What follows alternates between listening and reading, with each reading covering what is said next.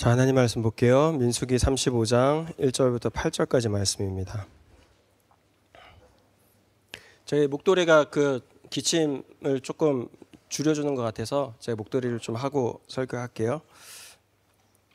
우리 35장 1절부터 8절까지 말씀 우리 한 목소리로 같이 한국말로 읽겠습니다. 시작.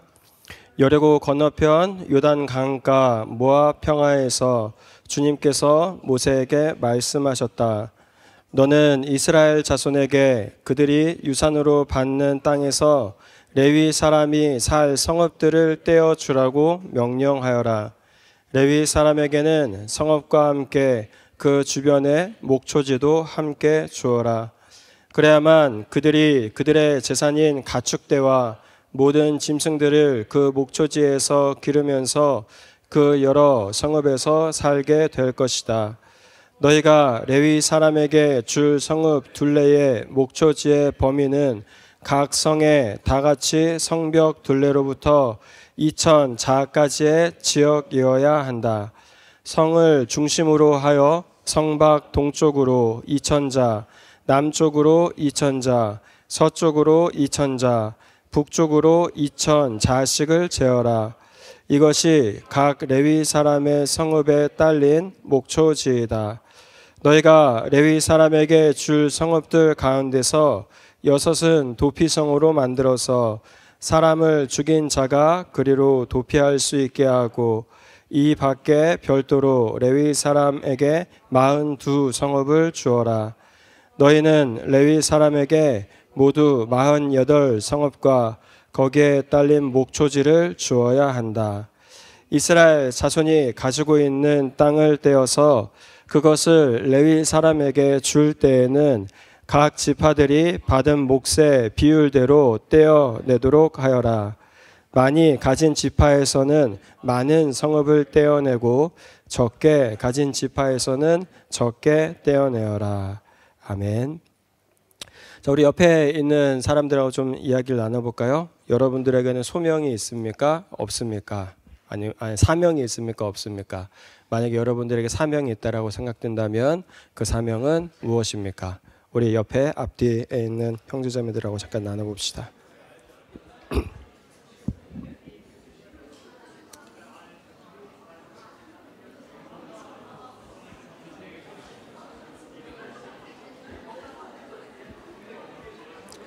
네, 여러분, 그리스도인이 된다라는 것은 우리가 원해서 가던 길을 멈추고 그 길로부터 돌아서서 예수님이 우리를 위해서 걸어가셨던 그 길을 따라간다라는 거죠. 그래서 그리스도인이 되는 과정을 표현하는 이 컨버전, 이 회심이라는 단어를 돌아보게 되면 그 회심이라는 단어 속에는 우리가 가던 길이 틀렸다라는 것을 인정하는 회개와 예수님이 우리를 위하여 걸어가셨던 그 길이 맞다라고 인정하는 예수님에 대한 믿음이 함께 있습니다. 그런데 이 예수님을 믿음으로 예수님이 가셨던 길을 따라가는 사람들에게 그리스도인이라는 정체성, 그리스도인이라는 이 아이덴티티와 함께 생겨나는 특별한 역할이 있는데, 그것은 바로 예수님의 제자라는 사명이에요. 그렇게 그리스도인들은 하나님을 예배하는 그리스도인이라는 정체성과 함께 하나님을 나타내는 제자라는 사명을 가지고 살아가게 됩니다. 그것은 몇몇 특별한 그리스도인만 가지고 있는 것이 아니라 예수님을 믿는 모든 사람들에게 주어진 것이죠. 그러다 보니 이 사명을 가진 이 제자라는 사람들의 삶은 사명을 받지 않은, 하나님을 믿지 않는 사람들과는 조금 다른 삶의 방법을 가지고 있습니다. 그래서 오늘은 그 이야기를 좀 나누려고 그래요. 왜냐하면 우리가 지금 큐티하면서 읽고 있는 이 민수기 34장과 35장은 이 하나님이 약속하신 이 가나안 땅에 들어갔을 때에 이스라엘 백성들이 어떻게 땅을 나누어서 어떻게 살아갈지에 대해서 이야기하고 있습니다. 그래서 민수기 34장은 이스라엘이 가나안 땅에 들어갔을 때 그 땅의 바운주리가 어떻게 되는지에 대해서 이야기하고 있어요. 그러면서 그때 그 바운드리 안에서 이제 12지파가 땅을 나눠 봤는데 성경은 그것을 유산이라고 표현합니다. inheritance라고 이야기해요. 하나님이 그 땅을 이스라엘 백성들에게 유산으로 주셨다라는 거예요. 이게 히브리어로 나할라라는 단어인데 이 말은 상속하다, 분배하다라는 거예요. 상속하다, 분배하다. 그리고 그 의미는 어떤 거냐면 이스라엘이 스스로 노력해서 혹은 전쟁에 승리해서 아니면 어떤 특별한 능력을 가지고 있어서 그 땅을 받은 것이 아니라 하나님께서 직접 전쟁하셔서 그 땅을 차지하셔서 그 땅을 이스라엘 사람들에게 선물로 주셨다라는 거예요. 그래서 12지파는 그 땅을 이 유산으로 또는 어려운 말로 유업 또는 기업으로 그것을 받게 됩니다. 근데 우리가 오늘 읽은 이 35장 말씀을 보면 아직 땅을 기업으로 받지 않고 대신 사명을 받은 사람들의 이야기가 나오죠. 바로 오늘 나오는 레위 사람들입니다. 그들은 이스라엘 사람들 중 하나님께 바쳐진 사람들이었고 그들은 하나님만을 위하여 일하는 사람들이었어요. 그러다 보니 그 사람들은 다른 지파의 사람들과는 다른 방법으로 삶을 살아가게 돼요. 그리고 그것을 통하여서 사명을 이루는 삶을 살아가게 됩니다. 그렇게 오늘은 우리가 이 레위인들의 삶의 방법을 통하여서 우리 사명을 받은 그리스도인들의 삶은 어떠해야 되는지에 대해서 우리가 한번 돌아보고 그때 우리가 가져야 되는 태도는 어떤 건지 우리가 한번 생각해 보도록 하겠습니다. 자, 첫 번째로 이 그리스도인들, 즉 저와 여러분들은 땅을 유산으로 받지 않고 하나님을 유산으로 받은 사람들이에요. 자, 오늘 2절과 3절 제가 다시 한번 읽어드릴게요. 너는 이스라엘 자손에게 그들이 유산으로 받은 땅에서 레위 사람이 살 성읍들을 떼어주라고 명령하여라.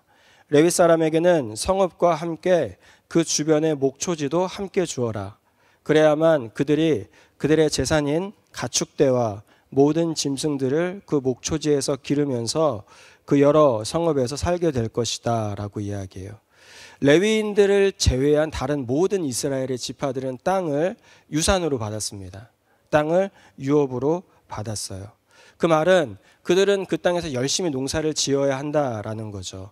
열심히 농사를 지어서 열매를 맺고 곡식을 맺어야 한다라는 겁니다. 그러다 보니 그들의 인생에 해야 될 것이 많아요. 그들의 삶은 비가 오는지 안 오는지 날씨를 신경 써야 됐고 매일 그들이 심은 이 나무와 곡식들이 잘 자라는지 신경 써야 했어요. 땅을 가꾸고 열심히 물을 주고 벌레와 새들을 쫓아내야 했습니다. 물론 그 일들이 모두 중요한 일이긴 하였지만 그것은 그들이 신경 써야 될 것들이 많았다라는 것을 보여줘요. 그런데 레위인들이라는 사람은 땅을 유산으로 받지 않습니다. 그리고 다른 것을 유산으로 받는데 바로 하나님이에요. 하나님. 민수기 18장 20절은 이렇게 이야기하세요. 이렇게 이야기해요.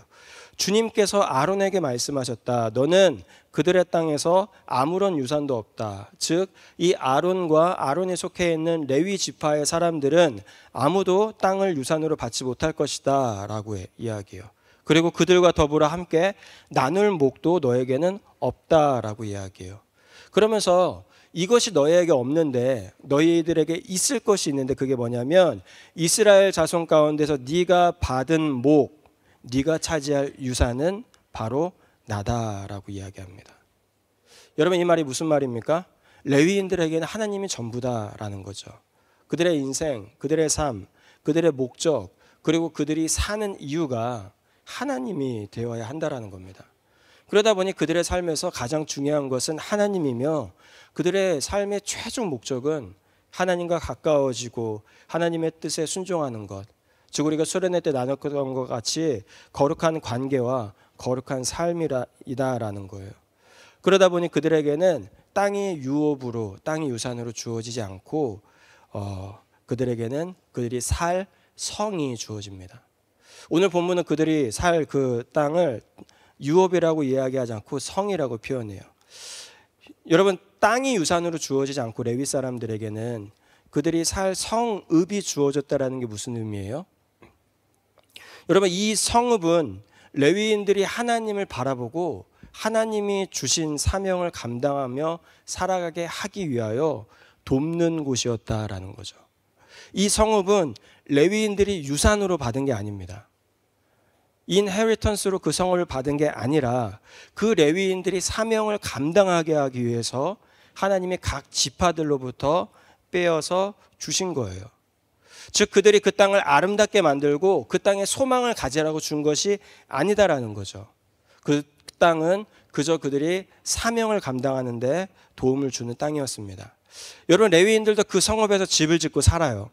그 성읍에서 이스라엘 백성들이 제사 드리기 위해서 갖다 놓은 음식들을 먹으면서 살아갑니다. 그들도 쉬어요. 그들도 휴가를 보내요. 그들도 여행을 합니다. 때때로 친구들과 만나서 재밌는 시간을 보냈을 거예요. 어느 날은 맛있는 음식을 가지고 배가 부르도록 먹기도 했을 겁니다. 하지만 그것이 그들의 소망은 아니었다라는 거예요. 그들이 그 성읍에서 다른 지파의 백성들이 누리는 모든 것들을 다 누렸을 것이지만 그것은 그들의 소망이 아니라 그들의 진짜 소망인 하나님을 섬기는 데 필요한 힘과 에너지를 제공하기 위한 자원에 불과했다라는 겁니다. 여러분, 하나님은 분명 이 레위인의 삶, 즉 사명을 따라가는 사람들의 삶을 책임져 주세요. 그래서 3절에 보면 이 성과 함께 목초지, 이 파스처럴 랜드를 주라고 말씀하시죠. 그 목초지는 이 레위인들이 제사를 드릴 때 가지고 온 동물들을 돌보거나 이 레위인들에게 바쳐진 동물들, 즉 그들의 삶에 필요한 최소한의 삶을 유지하게 하시기 위하여서 하나님이 동물들을 돌볼 수 있는 장소로 주신 거예요. 다른 지파들은 모두 농사를 짓는 데 땅이 있어서 이 레위인들은 그 일을 할 수 없으니까 그들의 삶을 살아가게 하시기 위하여서 만든 제도라는 거죠.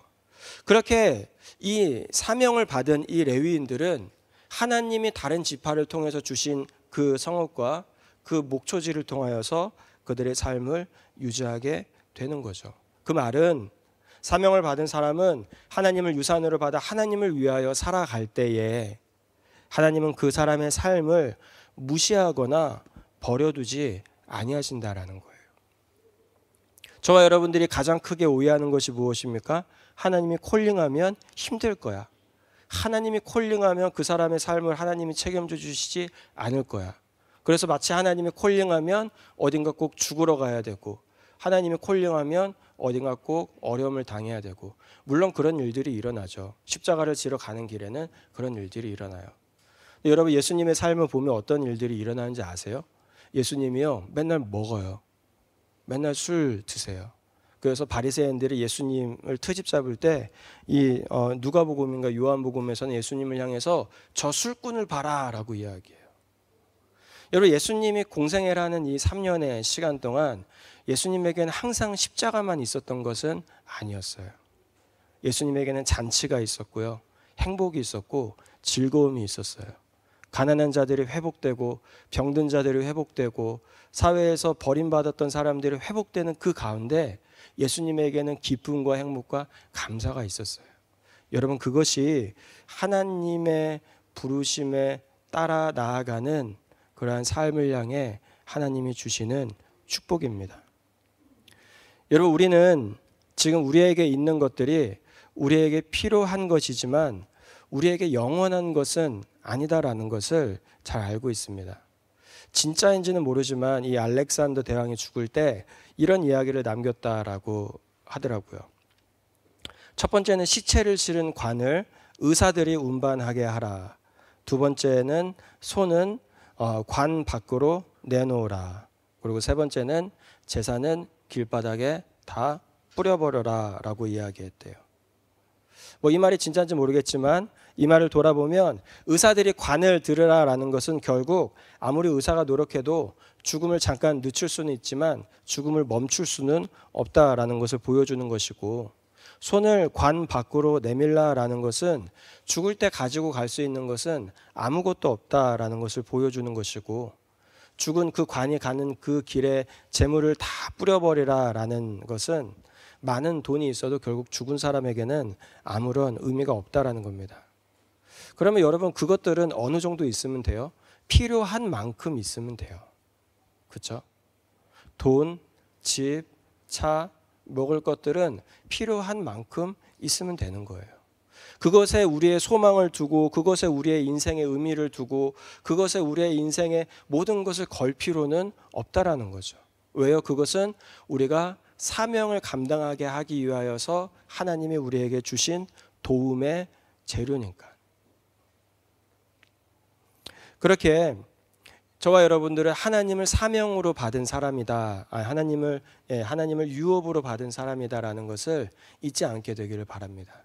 그리고 우리가 쫓아야 되는 것은 바로 그 하나님임을 여러분들이 꼭 기억하시기 바랍니다. 두 번째는요, 오늘 말씀에 보면 우리는 사명을 따라 살아야 한다라는 것을 우리가 보게 돼요. 사명을 따라 살아야 된다. 오늘 본문에서 여러분 레위인들은 어떻게 사냐면 모두 흩어져 살아갑니다. 흩어져서. 6절이에요. 너희가 레위 사람들에게 줄 성읍들 가운데서 6은 도피성으로 만들어서 사람을 죽인 자가 그리로 도피할 수 있게 하고 이 밖에 별도로 레위 사람들에게 42성읍을 주어라 라고 이야기해요. 여러분 민수기 34장에서 하나님은 이 가나안 땅의 바운주리를 정해 주셨어요. 그리고 그 안에서 요단강 동편에 있었던 두 개의 반지파 루벤과 갓, 므낫세 반지파, 우리가 지난주에 나눴던 이 지파를 제외한 나머지 9개 반지파가 요단강 서쪽에서 땅을 나눠 갖게 됩니다.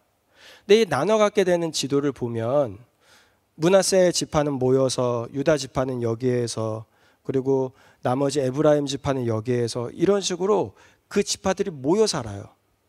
즉 그 지파들은 자기 친척들과 자기 가족들과 함께 살아가게 됩니다. 그런데 레위인들은 지금 어떻게 살아가요? 48개 성읍으로 흩어져 살아가게 되죠. 왜요? 그들은 땅을 유산으로 받지 않고 사명을 유산으로 받았기 때문이에요. 다른 지파들은 땅을 유산으로 받았으니까 그 받은 땅이 있는 곳에 사는 거예요. 그런데 레위인들은 어디에 삽니까? 사명을 유산으로 받았잖아요. 그러니까 그 사명이 있는 곳에 사는 거죠.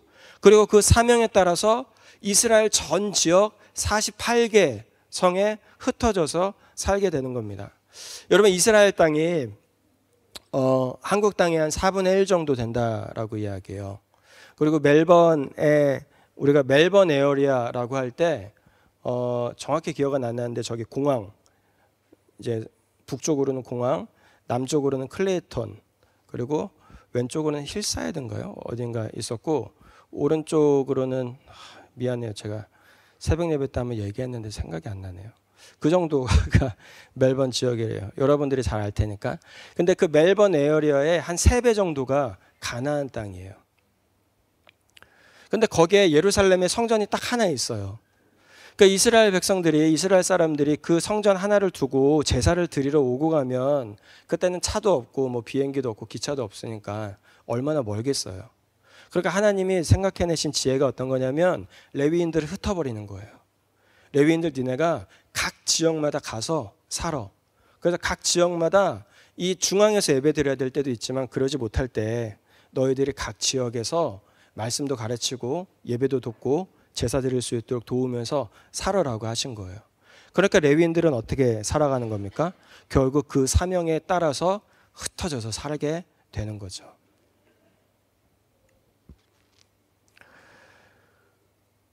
그렇게 여러분 이 말은 우리가 사명을 선택할 때, 즉 어떤 일을 할지, 그리고 어디서 살아갈지, 그리고 무엇을 위해 살아갈지 우리가 결정할 때에 이 사명이라는 것이 저와 여러분들의 기준이 돼야 한다라는 겁니다. 여러분들의 사명은 돈을 많이 벌어서 부자가 되는 건 아니잖아요. 여러분들의 사명은 몸이 건강해서 100살, 200살까지 죽지 않고 사는 건 아니잖아요. 여러분들의 사명은 TV에 나와서 세상 사람들 앞에서 유명해져서 내 말 한마디를 사람들이 즐거워해 주는 거는 아니잖아요. 그러면 여러분들의 여러분들이 삶을 결정할 때 여러분들은 그것에 의해서 결정해야 됩니까? 아니면 여러분들의 사명에 의해서 결정해야 됩니까?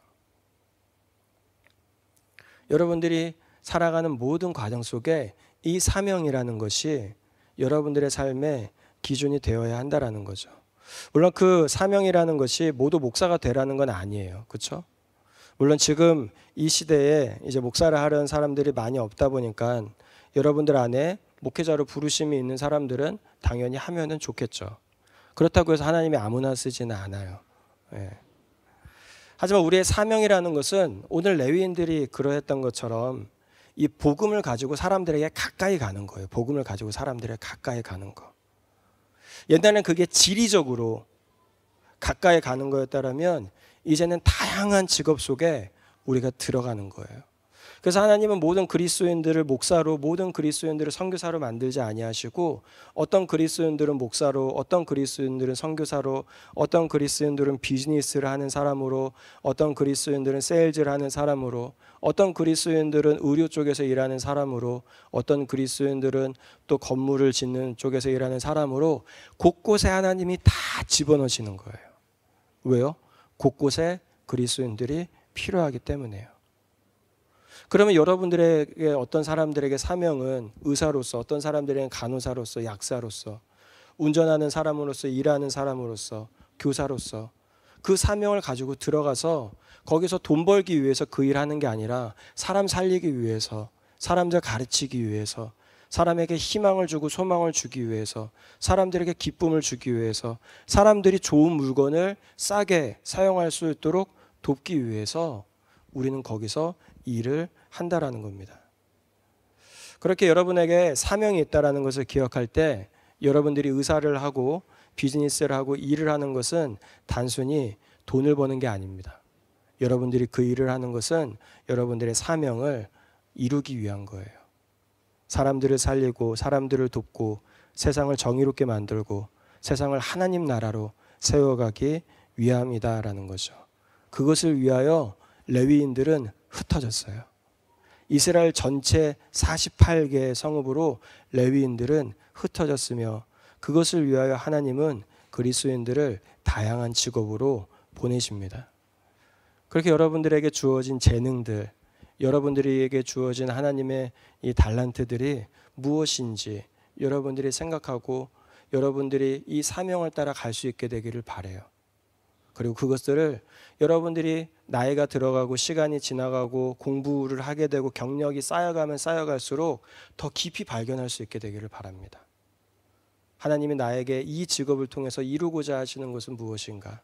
하나님이 나에게 이 길을 통해서 원하고자 하시는 것은 무엇인가?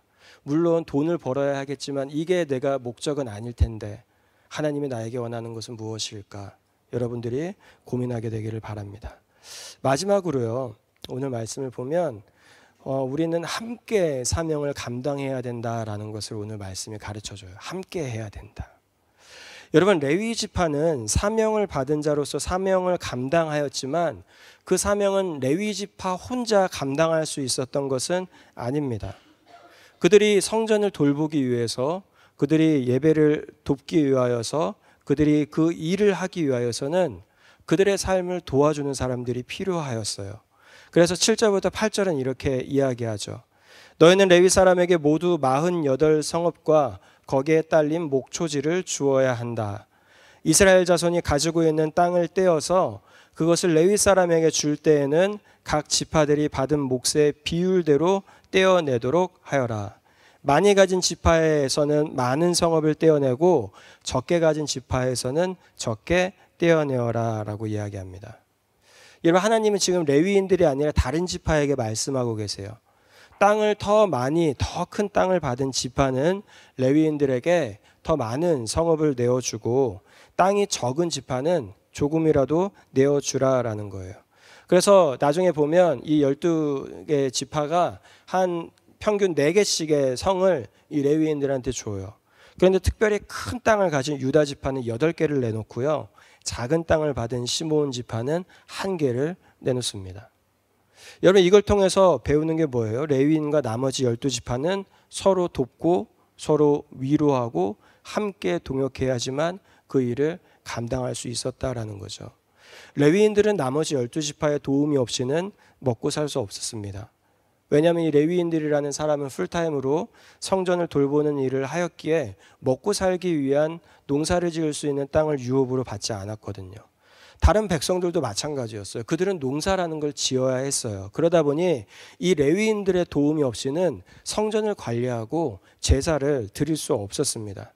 다른 지파들은 레위인이 없으면 성전을 관리하고 예배할 수 없었고, 레위인들은 다른 지파들이 없으면 그들이 성전을 관리하고 예배하는 데 필요한 그들의 삶을 지킬 수 없었다라는 거예요.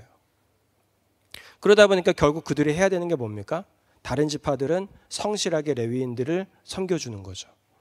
그러면 그걸 통해서 레위인들이 해야 되는 게 뭐예요? 성실하게 예배를 인도하는 거예요. 그러면 다른 지파들이 그 예배를 통하여 무엇을 누립니까? 축복과 은혜를 누리죠. 그래서 더 큰 마음과 기쁨으로 레위인들을 섬겨요. 그럼 레위인들이 또 생기는 마음이 뭐예요? 감사죠. 그러면 레위인들이 또 더 큰 마음과 기쁨으로 이 예배를 섬기고 다른 지파들을 섬기는 거예요. 여러분, 이것이 잘 될 때 이스라엘 안에 이 하나님을 향한 예배와 제사가 잘 이루어져요. 근데 그 협력이 깨지는 순간 이 이스라엘 종교가 타락하기 시작해요. 이 지파들이 이 레위인들과 함께 그 사명을 감당하기 위해서 레위인들에게 내놓지 않을 때 레위인들이 가난해지죠. 그러니까 레위인들이 뭐예요? 먹고 살아야 되는 고민을 하기 시작해요. 그래서 성전을 돌보지 않고 먹고 사는 일을 하기 시작해요. 그러다 보니까 이 성전에서 제사가 제대로 이루어져야 안 돼요? 안 돼요. 그러니까 이 백성들이 성전에 나갔을 때 제대로 제사를 못 드려요. 그래서 이 백성들이 다 성전을 버리고 성전을 떠나고 폐허를 만들고 예배를 멀리하기 시작해요. 그리고 그 순간부터 이스라엘이 타락의 길로 들어서요. 서로가 서로를 돕고 서로가 서로와 함께하고 서로와 서로가 협력할 때에 이 하나님이 만들어놓은 이 시스템이 아름답게 돌아가지만, 그렇지 않을 때에 그 사명이, 그들이 해야 되는 일들이 모두 무너지는 거죠. 여러분, 비즈니스의 사명을 받은 사람은 누군가 말씀을 가르쳐주고 예배를 도와줄 사람이 필요합니다. 또한 예배를 인도하는 사람들은 누군가 예배의 장소를 제공해주고 예배의 환경을 제공하는 도움이 필요해요. 말씀을 전하는 사람들은 음악적 재능이 있는 사람들의 도움이 필요하고요. 음악적 재능이 있는 사람들은 또 말씀을 전하는 사람의 도움이 필요합니다. 저에게는 여러분들이 필요하고 여러분들에게는 제가 필요하죠. 왜냐하면 우리가 서로의 역할을 감당하고 서로 할 수 있는 일을 할 때에 우리가 더욱더 좋은 공동체로 만들어질 수 있으니까요. 제가 여러분들 그리고 학생들 해서 저희가 가지고 있는 숫자가 한 120명 정도 돼요. 그러면 그 숫자에 우리 여러분들하고 학생들을 제가 어떻게 다 관리해요? 제가 어떻게 다 목양을 합니까? 제가 주중에 새벽 설교도 해야 되고 성경 공부도 해야 되고 말씀도 준비하는데 그걸 다 할 수 없잖아요. 그러니까 미안해요, 내가. 자, 그러니까 우리 안에 어떤 게 있는 거예요? 각자의 가지고 있는 재능과 각자의 가지고 있는 능력에 따라서 서로 함께 돌볼 수 있는 그런 사람들이 세워지는 거죠. 학생부에는 교사가 세워지고 팀장이 세워지고, 청년부에도 임원이 세워지고 팀장과 순장이 세워지고 목회자가 세워지고 찬양팀이 세워지고 여러 팀들이 세워지면서 저와 여러분들이 협력하는 거예요. 함께 하는 거예요. 왜요? 혼자서 할 수 없으니까요. 여러분, 우리 장로교가 가지고 있는 이 뭐라 그래요? DNA라고 해야 되나요? 우리 장로교가 가지고 있는 어떤 신앙관 중에 하나는 어떤 거냐면 싱글 리더십은 존재할 수 없다라는 거예요. 여러분, 교회에서 단 한 명의 리더십이 교회를 이끌 수 없다라는 거예요. 그래서 항상 교회가 세워지면 목회자가 파송되고, 목회자가 파송되면 누가 세워져요? 장로님들이 세워져요. 그래서 당회라는 게 만들어져야 그 교회가 독립을 할 수 있어요. 왜요? 그 교회의 리더십이 한 명이 세워지면 그 리더십 혼자서 교회를 건강하게 이끌 수 없기 때문에 그래요. 여러분, 아무리 능력이 탁월해도요, 아무리 모든 걸 다 잘해도요, 아무리 신앙적으로 막 엄청나게 대단해도요, 절대로 혼자서 하나님의 사명을 감당할 수 없습니다. 그 사명을 감당하는 데는 우리 모두가 필요해요. 그렇게 오늘 레위인들에게는 12지파가 필요했고요, 12지파에게는 이 레위인들이 필요했습니다. 여러분, 말씀을 정리할게요. 여러분, 이 레위인의 삶은 땅을 유산으로 받은 삶이 아니었어요. 이 레위인들은 땅을 받지 않았습니다. 대신 레위인들은 뭘 받아요? 하나님을 받아요. 하나님을 받았다라는 것은 그들이 사명을 받았다라는 겁니다. 그렇게 사명을 받은 사람으로서 오늘 레위인들이 살았던 그 삶의 모습을 여러분들이 좀 잘 기억했으면 좋겠습니다. 그들은 삶을 땅을 위해서 살아가지 않고 하나님을 위해서 살아갔어요. 그리고 그들의 삶 속에서 무언가를 선택하고 결정할 때에 그 기준은 어떤 게 더 편할까? 어떤 게 더 돈을 많이 벌 수 있을까? 어떤 게 더 유명해질 수 있을까가 아니라 어떤 게 하나님이 나에게 주신 재능과 달란트를 가지고 하나님을 섬길 수 있을까였어요. 그리고 그것을 가지고 레위인들은 다른 지파들과 함께 동역하며 일을 해 나가게 됩니다. 그렇게 여러분, 사명을 받은 사람답게 하나님을 바라보고 하나님의 뜻을 순종하고 우리 함께 동역하면서 우리가 한마음으로 주님 주신 사명, 저와 여러분들 개인에게 주신 그 사명, 우리 청년 공동체에게 주신 그 사명, 우리 교회 전체에게 주신 그 사명을 매일매일 이루어 나갈 수 있는 저와 여러분들이 되기를 예수님의 이름으로 축복합니다. 기도합시다. 우리 시간 먼저 기도할 때에 여러분들에게 사명이 있다라는 것을 여러분들이 다시 한번 기억했으면 좋겠습니다. 여러분들에게 하나님의 콜링이 있고 여러분들에게는 하나님이 주신 미션이 있어요. 그것은 어떤 사람에게는 의사로서, 어떤 사람에게는 엔지니어로서, 어떤 사람에게는 메카닉에서 일하는 사람으로서, 어떤 사람은 세일즈 하는 사람으로서, 어떤 사람은 공부하는 사람으로서 다 다르게 주어져 있습니다. 하지만 그 안에 있는 목적은 딱 하나예요. 하나님을 받아서 하나님을 높이는 것. 우리는 모두 다른 방법을 사용하지만 한 가지 목적을 가지고 있습니다. 하나님을 즐거워하고 하나님을 높이고 하나님을 경배하는 것, 하나님을 예배하는 것, 하나님을 드러내는 것. 저와 여러분들의 인생은 이 사명을 향해서 계속 나아가는 거고 동시에 이 사명을 계속 발견하며 나아가는 겁니다. 특별히 청년의 때에 여러분들 안에 아직 클리어하게 하나님 이것이 나의 사명입니다라고 고백할 만한 것들이 없을 수 있지만 주님, 내가 공부하고 일하면서 결혼하면서 나아가는 이 시간 가운데 하나님이 나에게 주신 사명을 더욱 클리어하게 발견할 수 있도록 도와주시고 그 사명을 향하여 나아갈 수 있도록 주님 도와주시옵소서. 우리 여러분들의 사명을 더욱 발견할 수 있도록 깨달을 수 있도록 우리 시간 함께 소리내어서 기도하겠습니다.